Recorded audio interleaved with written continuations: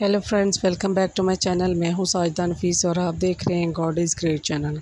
खुदावंद के ज़िंदा जलाली और बाबरकत नाम में आपको मेरा दिली सलाम।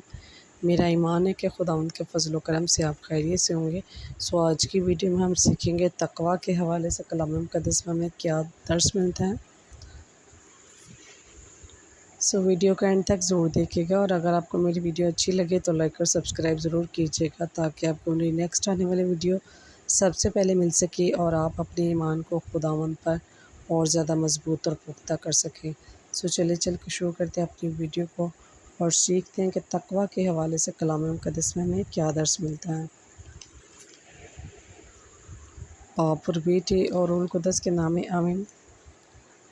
33 के नाम पौलुस रसूल का ख़त, उसका 2 बाब, उसकी 11 आयत से लेकर 14 आयत तक।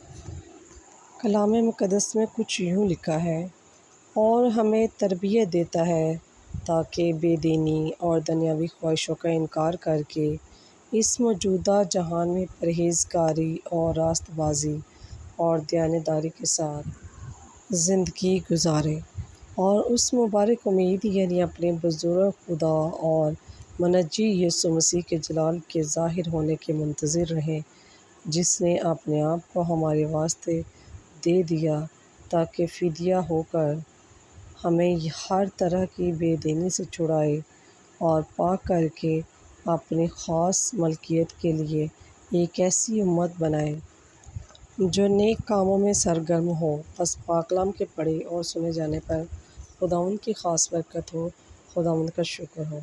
सो मेरे अज़ीज़ों, हमें भी इस तकवा के हवाले से जो ज़िक्र किया गया है कलाम मुक़द्दस में, इस पर अमल करने की ज़रूरत है ताकि हम बेदीनी दुनियावी ख्वाहिशों से इनकार करें और रास्तबाज़ी और दयानतदारी के साथ ज़िंदगी बसर करें और हम खुदावंद को पसंद आ सकें और खुदावंद से ढेरों बरक़ात और फ़ज़ाइल हासिल कर सकें।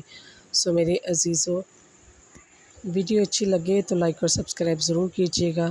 मिलते हैं किसी और नए टॉपिक के साथ और सीखेंगे कि कलाम मुक़द्दस में और क्या क्या इरशादात फरमाए गए हैं। तब तक अपना और अपने प्यारों का बहुत सारा ख्याल रखिए। टिल देन, खुदा हाफ़िज़।